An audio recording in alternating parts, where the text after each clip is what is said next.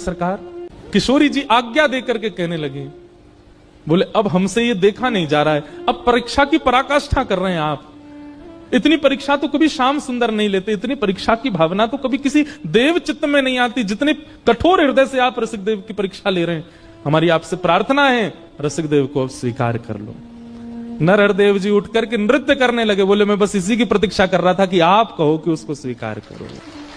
मुझसे सबने कहा, आचार्यों ने कहा, शिष्यों ने कहा, पर मैं रसिक देव की भक्ति आपके मुख से सुनना चाहता। आज नरहरदेव जी का एक अलग रूप दिखा, जो इतने निष्ठुर, इतने कठोर हृदय के बन गए थे पिछले कुछ वर्षों में, आज वो द्रवित हृदय, इतने दिन का भरा था हृदय में, नेत्रों से अविरल अश्रुधार गिर रही है। और अपने सब शिष्यों से कहने लगे, मेरे प्राण, मेरे जीवन, मेरे अत्यंत प्रिय रसिक देव को कोई लेकर के आओ। शिष्यों ने जाकर के श्री रसिक देव जी को कहा, बधाई हो गुरु भाई, श्री गुरुदेव आपको वृंदावन बुला रहे हैं। और ये शब्द सुनने के लिए रसिक देव जी के कान तरस गए थे कि मुझे गुरुदेव पुकारे। पैदल ही निकल पड़े बुंदेलखंड से, रोते बिलखते श्री रसिक देव जी आए वृंदावन। और जैसी गोरीलाल कुंज में आकर के श्री गुरुदेव को आज वर्षों बाद देखा, लिपट गए एक दूसरे के अंक से।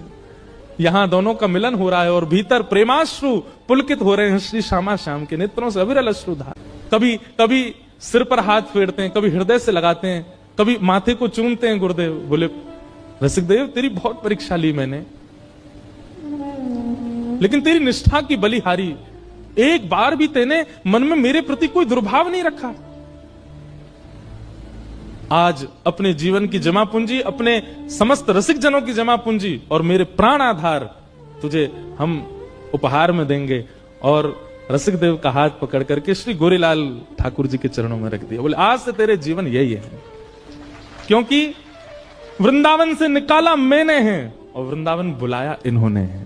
मैं तुझे वृंदावन बुलाऊं ये मुझ तक सीमित होता। गुरु तो कृपा कर देता है, शिष्यों पर बुला लेता है, पर मैं तो चाहता था मेरे रसिक देव को प्रिया प्रियतम बुलाऊं, और इन्होंने कहकर के बुलाया कि रसिक देव को बुलाओ। आज से यही तेरे सर्वस्व।